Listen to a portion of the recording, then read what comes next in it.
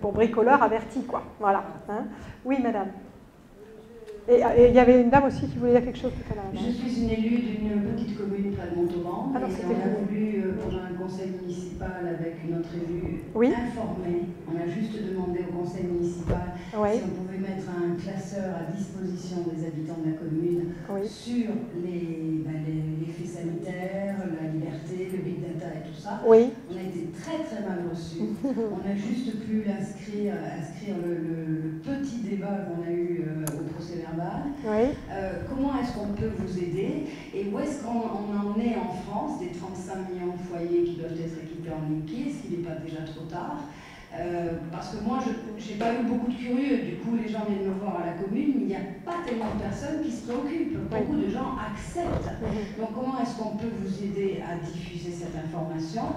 Et est-ce qu'il y a eu quand même des cas où des personnes, en faisant un simple courrier, parce qu'il y a énormément de modèles sur Internet, hein, vous avez Stop Mensonge, Mediapart a fait un kit, etc. C'est arrivé que des gens arrivent à se faire accepter le refus sans procéder à des cages, des chiens, des lions, Et non, et non, malheureusement. Vous n'êtes pas dans une vraie démocratie, je suis désolée. En fait, à ce stade, ça a marché au tout début, les étiquettes, les autocollants, les lettres simples mises sur le compteur, etc. Mais maintenant, les instructions, elles sont tout à fait claires. Il faut poser. Donc, ça veut dire qu'effectivement, vous avez des situations hallucinantes. Une personne à l'île de Ré, vous avez vu qu'à l'île de Ré, ils ne s'embarrassaient pas de précautions. Hein. À l'île de Ré, l'an dernier, vous avez une personne, elle était électrosensible. 3 fois, ils lui ont déchiré son certificat médical du professeur Bellepomme qu'elle avait mis sur son compteur. Elle s'est fait prêter un chien, elle avait mis un gros rocher devant son compteur. Il y avait des équipes volantes dans cette île qui passaient, qui préparaient le terrain pour les poseurs, qui venaient meuler d'avance pour qu'ensuite les poseurs aient que quelques minutes pour poser tout ça discrètement, etc. Vous aviez vraiment une situation, elle a fini par dormir à côté de son compteur, par exemple, cette personne, qui était une personne qui était devenue électrosensible parce que dans son immeuble parisien, ils avaient installé des compteurs à eau communicants et qu'elle était venue se mettre au vert dans l'île de Ré. Donc c'est quand même assez fort. Donc je suis désolée, mais en l'état actuel des choses, quand votre compteur est accessible, il sera posé. S'il est dans une cage d'escalier, s'il est accessible depuis l'extérieur, soit qu'il soit dans la bordure de propriété, soit qu'il soit sur votre propriété, mais qu'il n'y a rien qui empêche les poseurs d'y aller. Et que même si vous mettez un panneau interdiction de poser, interdiction de propriété privée, vous voyez bien qu'ils ont l'instruction de rentrer quand même. Donc là, il faudra barricader quand même, à moins de mettre une barrière, une clôture à ce moment-là, ça peut vous inciter à le faire. Donc je suis désolée, mais dans l'état actuel des choses, il n'y a pas d'autre alternative. Alors comment faire? Diffuser autour de vous. Parlez-en à vos voisins, parlez-en à vos amis, à votre famille, envoyez des mails si vous pouvez. Et puis, renseignez-vous régulièrement sur Internet. Vous avez certes ça, vous avez aussi des associations type Robin des Toits, type Next Up, type Prière Thème. Vous avez le site de Stéphane Lhomme, par exemple. Stéphane Lhomme, c'est un... Attendez, excusez-moi, ça fait beaucoup de bruit. Stéphane Lhomme, c'est un conseiller municipal de Saint-Macaire, une commune de Gironde qui était assez précurseur, on va dire, dans la lutte anti-Linky. Et il a un site très intéressant dont vous avez le lien sur votre tract qui s'appelle refus.linky.gaspard.free.fr, beaucoup de points, d'accord. Et dedans, vous avez beaucoup de choses pour les communes et pour les particuliers. Donc, en tout cas, une chose dont il faut se souvenir, c'est que vous avez, en fait, le pouvoir du refus, il est entre vos mains à vous. Les élus pourront, s'ils prennent une délibération, donner confiance, donner du soutien aux individus de la commune qui souhaitent refuser. Pourront jouer un rôle de relais d'information, comme ce que vous aviez évoqué.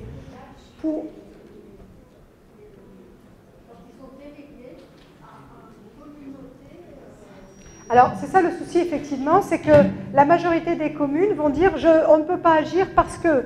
alors certains disent on n'est plus propriétaire des compteurs, ce qui a priori est faux, ça reste à prouver. Il y en a qui disent effectivement on a délégué notre pouvoir à des syndicats d'énergie, par exemple, on ne peut plus rien faire. Mais ça, c'est une compétence de gestion, ce n'est pas nécessairement une propriété. Donc ça, c'est encore aussi autre chose. Et tout ça, ce sont des arguments qui n'ont pas été vraiment discutés au fond d'un point de vue juridique. Donc rien n'est tranché. Donc il y a une chose qu'il faut que vous reteniez aujourd'hui, c'est qu'en fait, c'est à vous, de vous informer, de chercher, de trier le vrai du faux, de chercher l'information là où peut-être on ne vous la donnera pas facilement. S'il vous plaît, il y a trop de bruit, je suis désolée, mais ce brouhaha n'est pas facile. C'est aussi à vous, du coup, de ne pas croire et prendre pour argent comptant tout ce qu'on vous dit, même quand on vous cite telle ou telle agence qui aurait dit que c'était sans danger, ou tel organisme comme la CNIL qui vous dit « vous inquiétez pas, on veille ». Il n'y aura pas de problème, d'accord? Alors qu'il recommandait par exemple une collecte horaire, qui est déjà trop, mais que finalement ce qui se fait c'est plutôt demi-horaire et que ce qui est visé c'est plutôt toutes les 10 minutes, parce qu'il y a déjà des sociétés qui proposent, par exemple la société Onzo, société anglo-saxonne, qui propose déjà des services d'utilisation des données clients pour les fournisseurs d'énergie. D'accord? De manière à ce qu'ils puissent utiliser ces données, les analyser, éventuellement les revendre. D'accord? Donc Onzo, O-N-Z-O, je vous invite à regarder. Donc ça, c'est au pas de 10 minutes. Donc c'est ce qui est visé, ou moins, parce que en fait, en pratique, quand c'est instantané, c'est beaucoup plus informatif. D'accord? Donc informez-vous, informez autour de vous, ne vous en laissez pas compter, si on peut dire, variez vos sources d'informations, que ce soit pour ça ou pour autre chose. En ce qui concerne l'information sur justement le suivi de nos données, on n'en a pas beaucoup parlé, mais quand vous voyez quelqu'un comme Bernard Lassus ici, qui, donc je répète, est responsable du système Linky pour Enedis, et qui vous annonçait le 1er décembre 2015, au moment du lancement du Linky, qui vous annonçait qu'en fait il y allait avoir, on allait pouvoir suivre en temps réel, par exemple sur une télé connectée, si son four ou son lave-vaisselle était allumé, je pense qu'on le sait, hein, mais bon, et combien il consommait, d'accord? Eh bien, il ne se doutait pas que ça allait générer ce genre de détails, ce genre de choses qui pour lui étaient un atout, que ça allait générer une levée de bouclier importante et que vous alliez avoir au contraire, par exemple, 4 mois plus tard, le même Bernard Lassus qui devrait dire, pour essayer de rassurer la population, mais non, ne vous inquiétez pas, ce n'est qu'un compteur, on ne sait pas si l'électron vient de la machine à laver ou du fer à repasser. Et du coup en nous disant que tout ça c'est inoffensif et il ne sait rien. Or, c'est complètement faux. Si vous prenez ne serait-ce que les conditions générales de vente d'Engie, vous y voyez mentionner que le client accepte la transmission de ses données. Mais pas que données, eux ils précisent. Avant les données c'était les index. Maintenant les données c'est la courbe de charge. C'est ça la courbe de charge. C'est dans le temps, les pics en fait qui signalent la puissance instantanée que vous utilisez. La puissance instantanée que vous utilisez, c'est en fait un renseignement très important sur, les types d'appareils, parce que chaque appareil a une signature électrique. C'est-à-dire que chaque appareil, en fonction de son pic, est détectable. On peut savoir que ce pic-là correspond à tel genre d'appareil. Donc on peut étalonner, d'accord, tel pic, ça veut dire telle chose. Alors par exemple, vous avez la VMC des toilettes, par exemple, qui est ici visible là, par exemple. Donc, si vous voyez qu'en fait, votre courbe de charge, en fait, si elle révèle que, par exemple, vous vous levez régulièrement la nuit, on va peut-être pouvoir vous envoyer des pubs pour des trucs pour la prostate, par exemple. Voilà. Non mais on peut rentrer dans l'intime, quoi. Voilà, pourquoi pas. Etc., etc. Si on voit que vous utilisez plutôt, par exemple, un truc pour courir, vous savez, une sorte de tapis, etc., bon, on va pouvoir vous en proposer, etc., etc. Si on voit un petit peu le genre de consommation de chauffage que vous faites, etc. Mais ça, c'est qu'un début. Parce que l'idée, on l'a dit tout à l'heure, c'est d'aller beaucoup, beaucoup, beaucoup plus dans la précision. Et ça va être permis par deux choses. La possibilité, via les ondes, de contrôler vos appareils à distance, mais aussi de récupérer de l'information de ces appareils, donc dans les deux sens. Le contrôle à distance, c'était l'effacement, dont on a déjà parlé tout à l'heure, la possibilité de couper, en fait, d'accord, vos appareils. Mais l'autre possibilité, c'est surtout de récolter des informations là-dessus. Et récolter comment? Eh bien, soit par onde, via le fameux émetteur Radio Linky, le fameux boîtier qui s'encastre ici, dont on a parlé déjà, et qui permettra de communiquer avec vos appareils. Ça, c'est tiré du site de la CRE, d'accord, la Commission de régulation de l'énergie.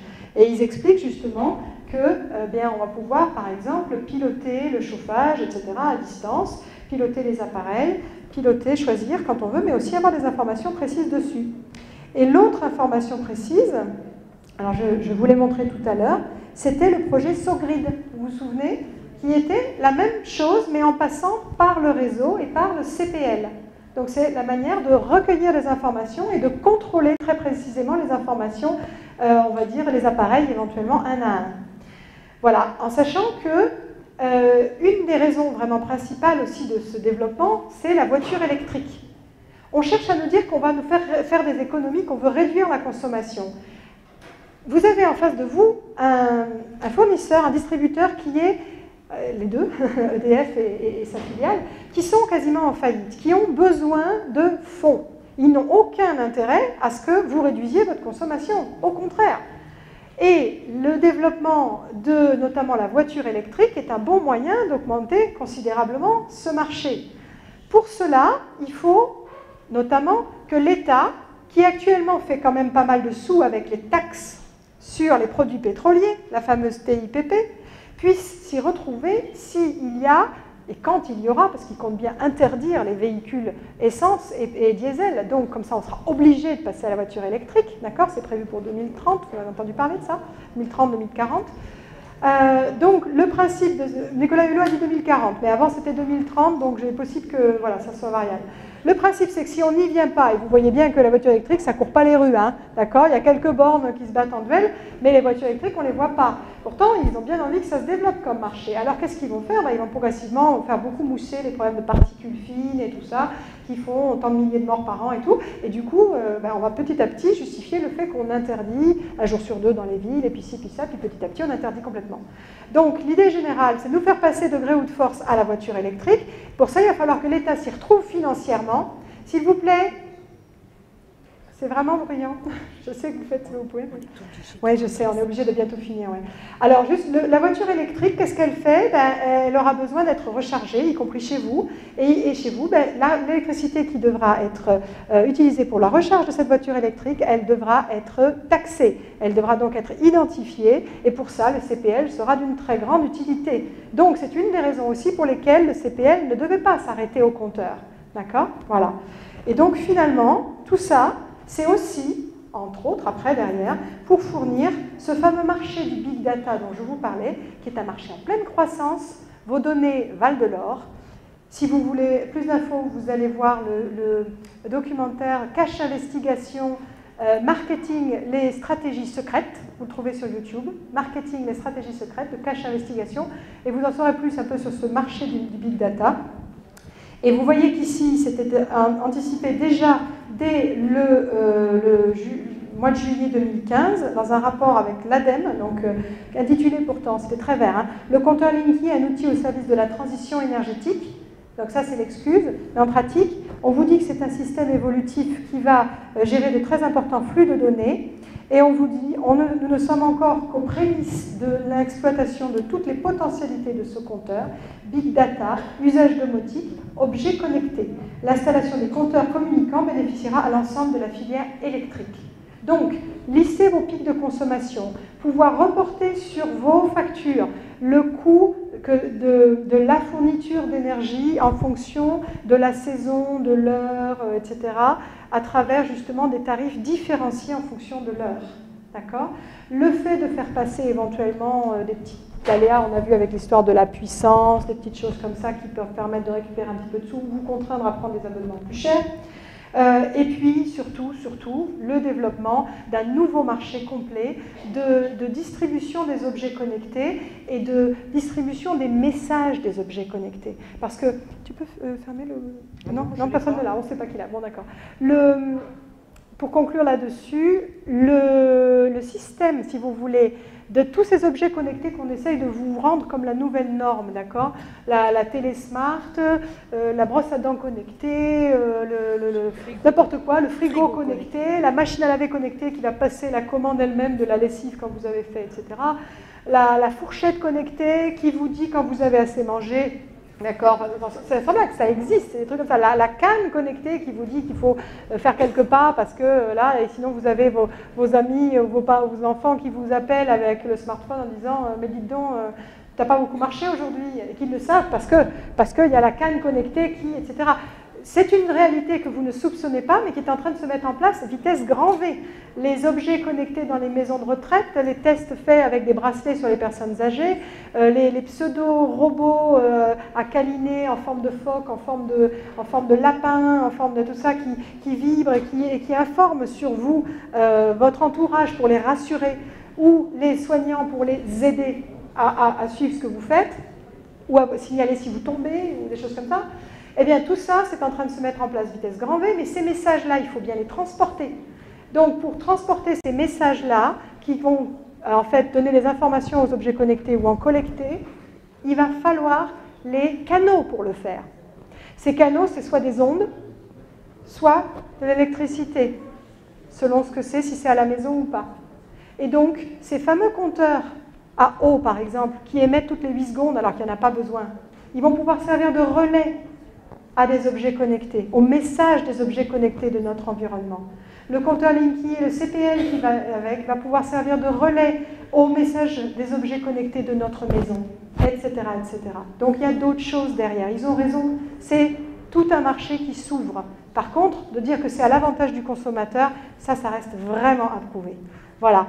Donc, merci à vous. Si vous voulez plus d'informations, n'hésitez pas. Il y a une liste qui doit être là-bas et vous pouvez laisser vos coordonnées, y compris pour avoir des informations sur les compteurs communicants. Vous verrez, c'est une longue liste. Voilà, on a 3. Voilà. Merci à vous. Et vous avez, voilà, aussi l'action collective. Si vous voulez vous y inscrire, c'est là-bas. Cette vidéo sera certainement en ligne car Jérôme avait déjà mis la précédente qu'il avait filmée à Bruniquel. Donc n'hésitez pas et recommandez-la si vous pensez qu'elle peut être utile à d'autres.